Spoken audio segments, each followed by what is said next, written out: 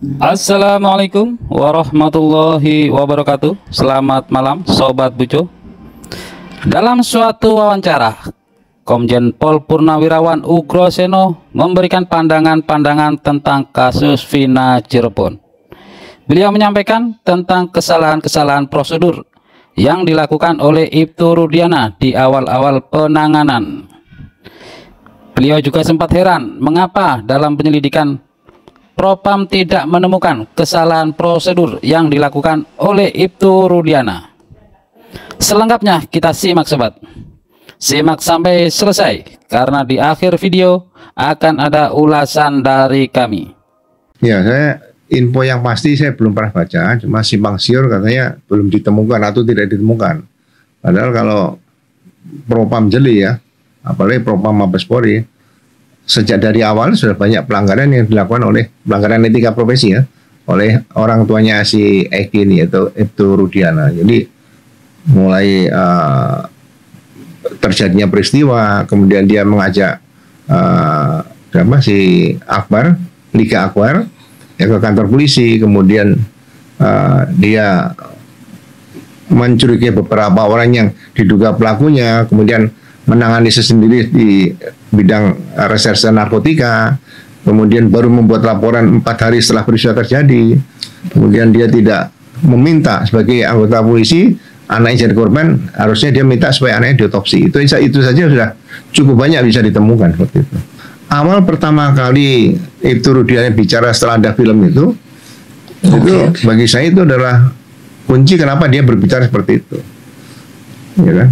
Itu masih ada karena dia mengatakan ya sudah dia menerima anaknya jadi korban, terus kemudian ini ada juga mungkin yang pangkatnya lebih tinggi dari dia. Ini kan bahaya. Dia kan secara nggak sadar bicaranya mungkin dituntun sama malaikat terus bicara seperti itu.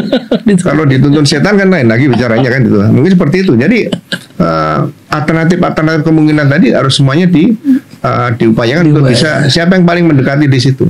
Itu kebiasaan seorang reserse ya.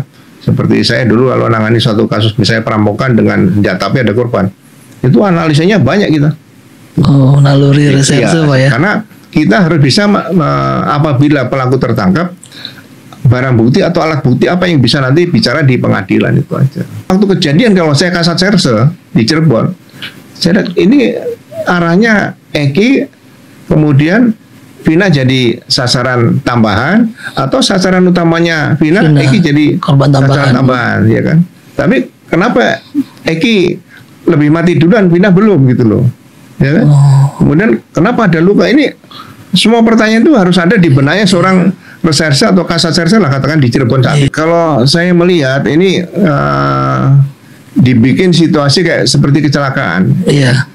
Tapi yang mengarah kepada pertama kan Vina, berarti kan soal itu masalah cinta. Yang tidak, tapi ternyata tidak ada hubungan cinta antara Peggy yang pelaku itu seperti dalam film. Iya. Tapi film membuatnya seperti itu.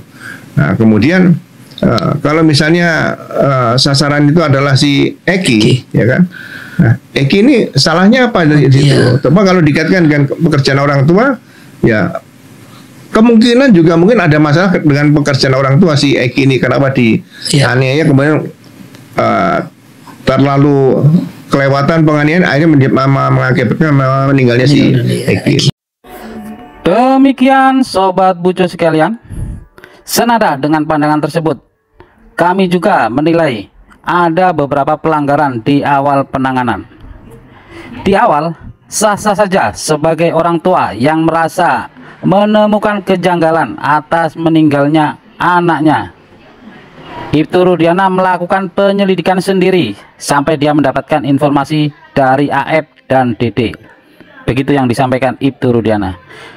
Tetapi setelah dia mendapatkan informasi awal tersebut, semestinya dia membuat laporan polisi sehingga akan diterbitkan surat penyelidikan atau penyidikan berdasarkan keterangan pelapor yang didukung kesaksian dari AF dan DD. Sehingga saat mendapatkan informasi lanjutan dari AF, tim Reskrimum lah yang menangkap atau mengamankan terduga yang akan diperiksa. Sedangkan faktanya laporan polisi tersebut dibuat setelah terduga ditangkap dan diperiksa. Sebagai orang tua korban, tentunya dia akan salah jika menangkap sendiri terduganya. Demikian juga sebagai seorang polisi, seandainya dia bekerjanya atas nama polisi, dia juga akan salah jika menangkap terduga tersebut tanpa surat perintah. Juga itu Rudiana diduga melakukan pemeriksaan dan penganiayaan terlebih dahulu sebelum diserahkan ke reskrimum, dan setelahnya itu barulah beliau membuat laporan polisi. Jadi demikian sobat, semoga kita semua tetap arif, tetap bijak dalam menyikapi setiap informasi di seputar kita, dan kita doakan semoga kasus ini segera selesai dan memberikan keadilan bagi semuanya. Sekian dan terima kasih. Wassalamualaikum warahmatullahi wabarakatuh.